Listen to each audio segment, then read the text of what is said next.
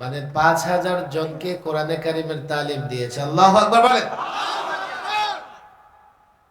কালকে আরেকটি বেচ শুরু হবে, তাই তো? শতাধিক বা ১০০ হয় এমন হবে। অনেক বড় একটা খেদমত। আমি এটা মনে করি না, আমি বয়ান করি এটাই একমাত্র দিনের খেদমত। আমি এটা মনে করি না মাদ্রাসায় পড়াই এটাই একমাত্র দিনের খেদমত। হ্যাঁ, দিনের একটা অংশে আমি খেদমত করতেছি, আর অনেক অংশ পড়ে আছে, সেখানে খেদমতের দরকার আছে। বাচ্চাদেরকে আমরা কোরআন শিক্ষা দেই, মাশাআল্লাহ ভালো। বয়স্কদের কোরআন শিক্ষার দরকার আছে না নাই? তবে আমি যখন কোথাও দেখি বয়স্কদের শিক্ষা ব্যবস্থা আছে, আমি নিজে কিছু সাজেশন করি, আমি কিছু পরামর্শ দিই। শেষ পর্যন্ত আপনারা থাকলে আমি আজকেও কিছু পরামর্শ দিয়ে যেতে চাই। আমি এই কথা বলি না যে আমার পরামর্শ মানতে ওনারা বাধ্য থাকবেন, এটা বলি না।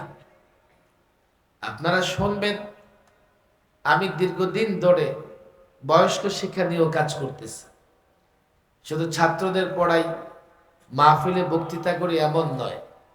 যারা জানেন, আমি কলেজ ইউনিভার্সিটিতে লেকচারের মাধ্যমে, আলোচনার মাধ্যমে শিক্ষিত সমাজের কাছে ইসলামকে তুলে ধরার চেষ্টা করি।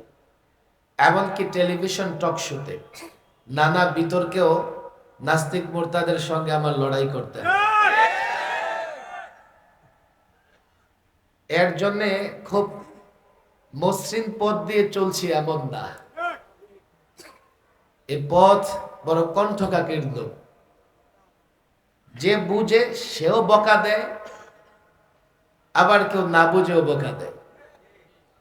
অথচ কাজ যা করছি, যে বুঝে তারও ফায়দা হচ্ছে, যে বুঝে না তারও ফায়দা হচ্ছে। সরকারি দলেরও ফায়দা হয়, বিরোধী দলেরও ফায়দা হয়। না বুঝবার কারণে মনে করে আমরা নতুন কি চাই। আল্লাহর কসম, নতুন কিছু চাই না। আমরা চাই সমাজে, রাষ্ট্রে সর্বত্র কোরআনের আলো, ইসলামের আলো ছড়িয়ে পড়ুক।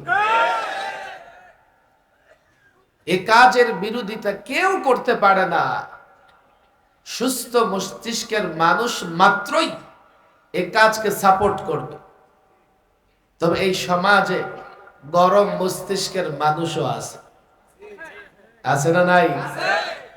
ভালো মন্দ পার্থক্য করতে পারে না, ভালো মন্দ পার্থক্য করা শিখে নাই।